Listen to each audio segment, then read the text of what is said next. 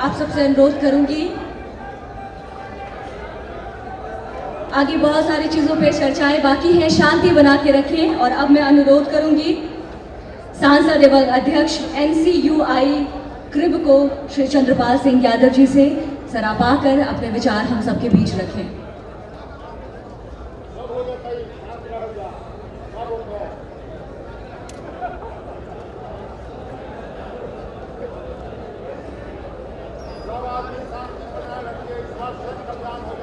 आज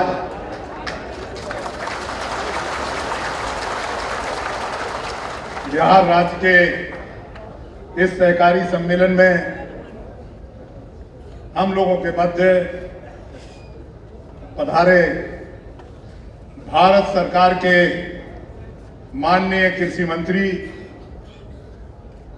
गरीब कमजोर लोगों की रहनुमा आदरणीय श्री राधा मोहन सिंह जी, इस कार्यक्रम की अध्यक्षता कर रहे बिहार के माननीय सहकारिता मंत्री जी, इस देश की करोड़ों करोड़ गरीब कमजोर असहाय लोगों की आशा की किरण और इस समय के महानायक पूर्व रेल मंत्री परम आदरणीय श्री लालू प्रसाद यादव जी, डॉक्टर ब्रजेंद्र सिंह जी, भाई दिलीप संघानी जी, BR पटेल साहब, जेठा भाई पटेल साहब और आदरणीय अवधेश प्रसाद जी, हमारे इस कार्यक्रम के आयोजक और संयोजक, बिस्कोमान के चेयरमैन, बिहार के सहकारी आंदोलन के नेता भाई सुनील कुमार सिंह जी, मंच पर उपस्थित हमारे सभी सम्माननीय अतिथिगण, यहां पर उपस्थित हमारे सभी आदरणीय सम्माननीय बुजुर्ग, हमारे मित्रों, बहनों और भाइयों, पत्रकार बंधुओं, मैं अपने आप को सौभाग्यशाली मानता हूं कि आज जगत जननी माता सीता की इस धरती पर, भगवान बुद्ध की इस धरती पर, भगवान महावीर की इस धरती पर, पाटिल पुत्र की इस धरती पर, गुरु गोविंद सिंह जी की इस धरती पर और संघर्ष के अग्रदूत जयप्रकाश नारायण की इस धरती पर मुझे मंच पर उपस्थित आदरणीय कृषि मंत्री जी और आदरणीय लालू प्रसाद यादव जी का स्वागत करने का अवसर मिला है। मैं देश के सहकारी आंदोलन की ओर से आदरणीय कृषि मंत्री जी और आदरणीय लालू प्रसाद यादव जी का हार्दिक स्वागत करता हूं, उनका अभिनंदन करता हूं। मित्रों, भाई सुनील कुमार सिंह जी ने यह सम्मेलन इसलिए बुलाया है कि बिहार हमेशा विभिन्न क्षेत्रों में आगे रहा है और इतिहास इस बात को बताता है कि बिहार ने इस देश का नेतृत्व करने का काम किया है। सहकारी आंदोलन के क्षेत्र में भी बिहार की भूमिका अग्रणी रही है, लेकिन पिछले कुछ दिनों से यहां की सहकारी संस्थाओं के सामने समस्या रही, जिसके कारण बिहार का आंदोलन कमजोर होता चला गया। लेकिन आज हम लोगों के लिए सौभाग्य की बात है कि मंच पर देश की सरकार है और मंच पर प्रदेश की सरकार है। दोनों सरकारें आज जिस मंच पर हों, मैं समझता हूं बिहार के सहकारी आंदोलन को ताकत देने से कोई दुनिया की ताकत रोक नहीं सकती। मित्रों, हम सब जानते हैं कि भारत कृषि प्रधान देश है। हमारे देश की अर्थव्यवस्था पूरी तरीके से कृषि पर निर्भर करती है। हिंदुस्तान में किसान के खेत के उत्पादन को बढ़ाने के लिए, किसान को आर्थिक रूप से मजबूत करने के लिए अगर कोई सच्चा साधन बन सकता है तो सहकारिता आंदोलन बन सकता है। आज किसान खेत में बुआई से लेकर के किसान को अगर खाद की आवश्यकता है,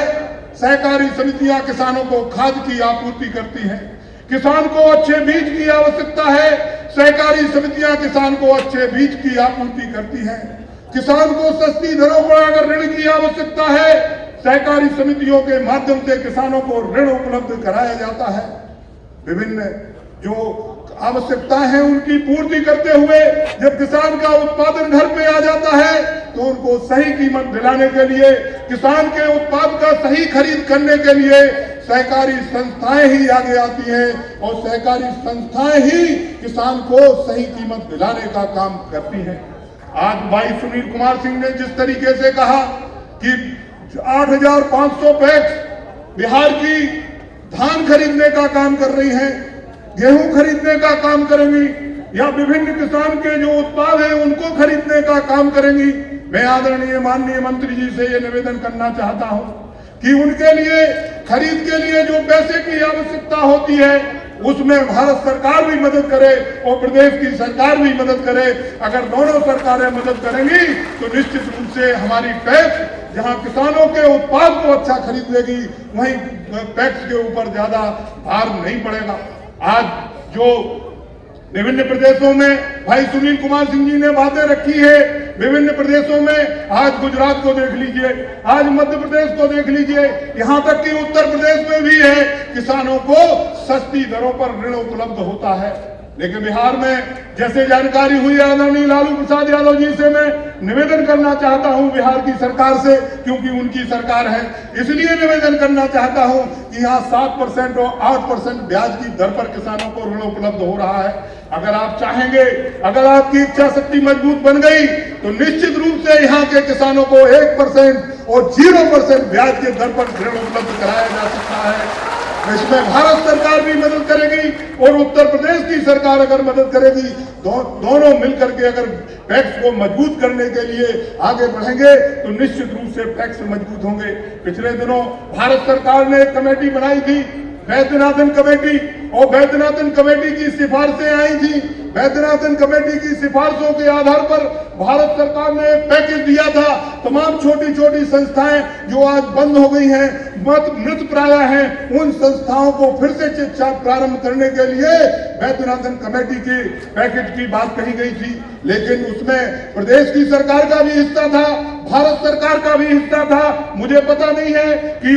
बिहार की सरकार ने वैद्यनाथन कमेटी की सिफारिशों के आधार पर दिए गए पैकेज का उपयोग किया है कि नहीं किया है। हम निवेदन करना चाहते हैं माननीय भारत सरकार के कृषि मंत्री जी से, आदरणीय लालू प्रसाद जी से, कि वैद्यनाथन कमेटी के आधार पर जो पैकेज मिलना है, अगर बिहार के लोगों को पैकेज उपलब्ध करा दिया जाए, जो तमाम जो पैक्स आज मृत प्राय हैं वो फिर से काम चालू कर देंगे, फिर से मजबूत हो जाएंगे और किसानों की मदद करने के लिए खड़े हो जाएंगे। इसलिए मैं आज के अवसर पर आप सब लोगों से ये निवेदन करना चाहता हूं कि प्राथमिक सहकारी समितियां, पैक्स अगर मजबूत होंगे तो निश्चित रूप से हमारे देश का सहकारी आंदोलन मजबूत होगा, वहीं दूसरी तरफ किसानों की आर्थिक स्थिति भी मजबूत होगी। आज हमारे सामने सहकारी आंदोलन के सामने तमाम चुनौतियां हैं। प्राइमरी सोसाइटी से लेकर के अपेक्स तक तमाम संस्थाएं काम कर रही हैं, लेकिन उनके सामने तमाम चुनौतियां हैं। हम आदरणीय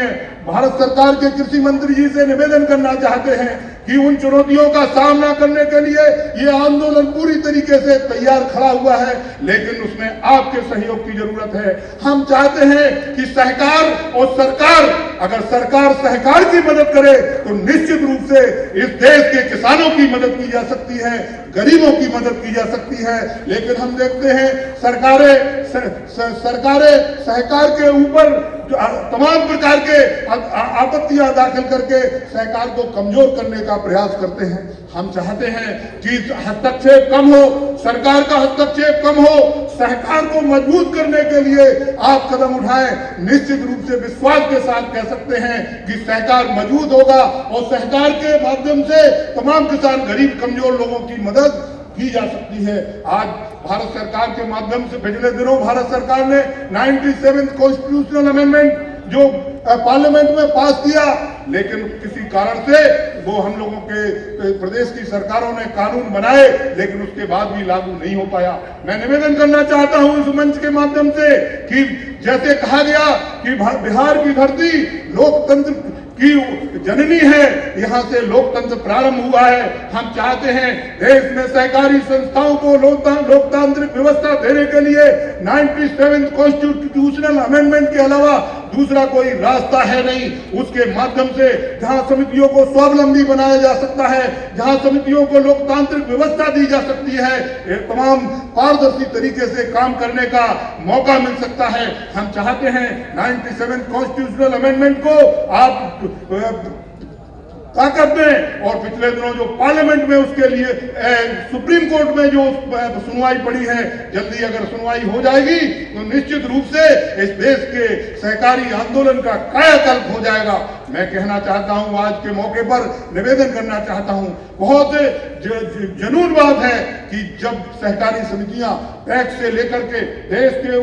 अपेक्ष तक सहकारी समितियां किसानों की मदद कर रही हैं, गरीबों की मदद कर रही हैं, छोटे व्यापारियों की मदद कर रही हैं, सर्विस देने का काम कर रही हैं, लेकिन उनके ऊपर जो टैक्स का बर्डन है, जो इनकम टैक्स का भार है, वो इनकम टैक्स का भार उनकी सारी मेहनत को बेकार कर देता है। हमने पिछले दिनों आदरणीय माननीय मंत्री जी आपके माध्यम से देश के वित्त मंत्री जी से भी निवेदन किया है, देश के प्रधानमंत्री जी को भी पत्र लिख करके इस बात के लिए अवगत कराया है कि सहकारी आंदोलन में किसानों की मदद करने वाली संस्थाओं को अगर आप इनकम टैक्स से छूट दे देंगे तो निश्चित रूप से ये हमारी संस्थाएं मजबूती के साथ गरीबों की मदद कर सकेंगी, किसानों की मदद कर सकेंगी। इनकम टैक्स में छूट देना, क्योंकि आप जानते हैं एनजीओ को, छोटे छोटे एनजीओ हैं, उनको सर्विसेज देने के लिए इनकम टैक्स में छूट दे दी जाती है, लेकिन इन संस्थाओं को छूट नहीं दिए जाते। माननीय मंत्री जी, मैं एक निवेदन और करना चाहता हूं, एक बहुत बड़ी साजिश हो रही है देश के सहकारी आंदोलन के सामने।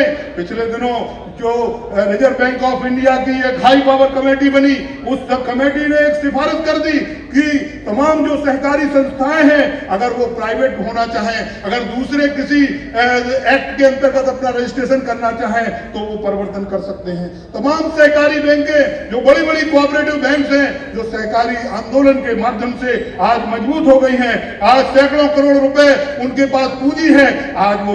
लोग चाहते हैं किसी तरीके से हम कोऑपरेटिव एक्ट से हट करके प्राइवेट कंपनी के एक्ट में चले जाए और उसका प्राइवेटाइजेशन कर लें। आप तमाम लोग इस साजिश में लगे हुए हैं कि इस सहकारी आंदोलन को प्राइवेट लोगों के हाथों में पहुंच जाए। माननीय मंत्री जी, मैं आपके ऊपर इस बात के लिए प्रयास हो रहे हैं कि कानून में परिवर्तन कर दीजिए कि लीगल एंट्री चेंज करने के लिए कोई भी संस्था स्वतंत्र है। लेकिन मैं इस मंच के माध्यम से इन तमाम सहकारी आंदोलन से जुड़े हुए कार्यकर्ताओं के माध्यम से आपसे निवेदन करना चाहता हूं कि सहकारी संस्थाओं को किसी भी तरीके से उनकी लीगल एंट्री चेंज करने की अनुमति नहीं होना चाहिए, किसी तरीके का परिवर्तन एक्ट में नहीं होना चाहिए। ये मेरा आपसे विनम्र निवेदन है। मैं बातें तो बहुत कहना चाहता हूं, लेकिन मैं माननीय मंत्री जी की व्यवस्था को समझ रहा हूं कि माननीय मंत्री जी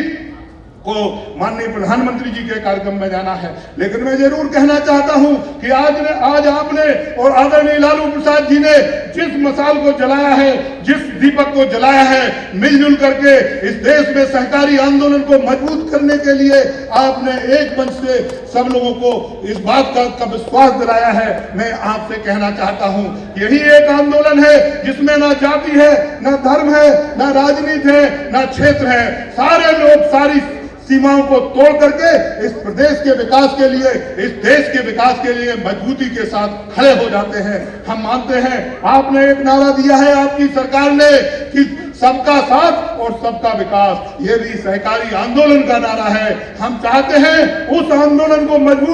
उस नारे को मजबूत करने के लिए आपको आवश्यकता है इस देश में तमाम करोड़ों करोड़ जो गरीब कमजोर लोग हैं, खेतीहर मजदूर हैं, जो असहाय लोग हैं, उनका सहारा बनने की, और उनका सहारा अगर कोई बन सकता है तो ये सहकारी आंदोलन की संस्थाएं बन सकती हैं, उनकी मदद कर सकती हैं, उनको रोजगार दे सकती हैं। इसलिए मैं आपसे निवेदन करना चाहता हूं, प्रार्थना करना चाहता हूं हूं कि हम सब लोग मिलकर के आओ, हम सब लोग मिलकर के इस सहकारी आंदोलन को मजबूत करने के लिए उठ करके खड़े हो और आज इस देश में सहकारी आंदोलन के माध्यम से देश को विकसित करने का काम करें, देश की अर्थव्यवस्था को मजबूत करने का काम करें। मैं ज्यादा कुछ न कहते हुए इस मंच से सभी लोगों को, विशेष रूप से सुनील कुमार सिंह जी को धन्यवाद देना चाहता हूं कि ये कोई काम और दूसरा व्यक्ति कर नहीं सकता था। सुनील कुमार सिंह ने जो आज काम किया है कि पूरे बिहार के एक एक टैक्स के लोगों को यहाँ इकट्ठा करने का काम किया है। दूसरी तरफ वो हमारे आदरणीय कृषि मंत्री जी और आदरणीय महानायक आदरणीय लालू प्रसाद यादव जी को एक मंच पर ला करके उन्होंने ये दिखा दिया है कि इस बिहार के विकास के लिए हम सारी सीमाएं तोड़ सकते हैं, लेकिन इस प्रदेश का विकास होना चाहिए। यहाँ के किसानों को सुविधाएं मिलनी चाहिए, यहाँ के किसानों को तमाम प्रकार की मदद होनी चाहिए। मैं ज्यादा कुछ न कहते हुए भाई सुनील कुमार सिंह जी को हृदय से धन्यवाद देता हूं और ये विश्वास दिलाता हूं इस देश के सहकारी आंदोलन के कार्यकर्ता होने के नाते कि अगर हम लोगों के सहयोग की कहीं भी जरूरत पड़ेगी, अगर इस सहकारी आंदोलन को मजबूत करने के लिए अगर हमारे खून की भी आवश्यकता पड़ेगी, हम आपको साथ देने के लिए तैयार हैं। मित्रों, मैं एक जरूर निवेदन करना चाहता हूं आपसे, एक बात जरूर कहना चाहता हूं कि आप देखते हो जहां सहकारिता की बात होती है वहां लोगों का दिमाग उधर जाता है। पिछली सरकार में मैं एक माननीय मंत्री जी के पास गया था, वो जब हमने कोऑपरेटिव की बात की तो उनके वो नाक और भौं से कोड़ने लगे। हमने उनसे पूछा तो कहते कोऑपरेटिव में बहुत करप्शन है, लेकिन कोऑपरेटिव में करप्शन की बात करते हैं, लेकिन कोऑपरेटिव की संस्थाओं की जो इनकी सफलता की कहानियां हैं, जो इनकी सेवाएं हैं, उनकी ओर किसी ने ध्यान नहीं दिया। मित्रों, मैं आपसे भी कहना चाहता हूं, आपसे भी निवेदन करना चाहता हूं कि जहां हम स्वावलंबी बनने की मांग कर रहे हैं कि हमें स्वावलंबी बनाया जाए, हमारी संस्थाओं को इंडिपेंडेंट बनाया जाए, हम मांग जरूर कर रहे हैं, लेकिन हम चाहते हैं कि हमें काम भी इस तरीके से पारदर्शी ढंग से करना है कि कोई भी व्यक्ति हमारे ऊपर उंगली ना उठा पाए, कोई भी व्यक्ति हमारे ऊपर कोई आरोप ना लगा पाए। यह भी हमारी जिम्मेदारी बनती है। हम चाहते हैं आओ हम सब लोग मिल करके एकजुट होकर के इस पवित्र आंदोलन को और मजबूती देने का काम करें। पुनः सभी लोगों को हृदय से धन्यवाद। भाई सुनील कुमार सिंह जी को बहुत बहुत धन्यवाद। जय हिंद, जय सहकार।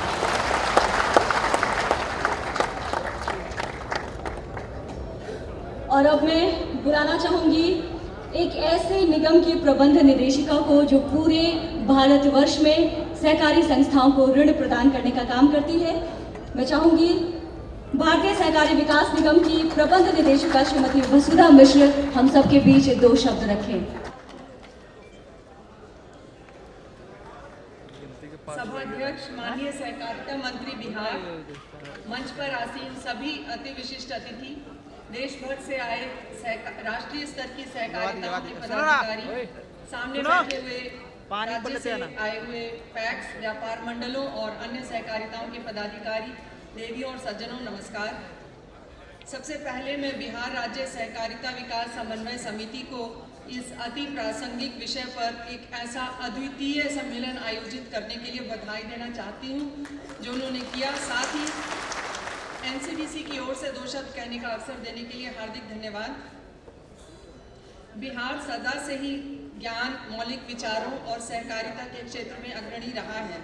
मुझे विश्वास है कि इस सम्मेलन में सहकारिताओं द्वारा बिहार के विकास के लिए एक ऐसी सशक्त रणनीति बन सकेगी जिसके द्वारा राज्य में दिन दूनी और रात चौगुनी उन्नति होगी। इस बात को आप सभी मानते हैं कि प्राकृतिक संसाधनों के और उनके द्वारा विकास के लिए सहकारी संस्था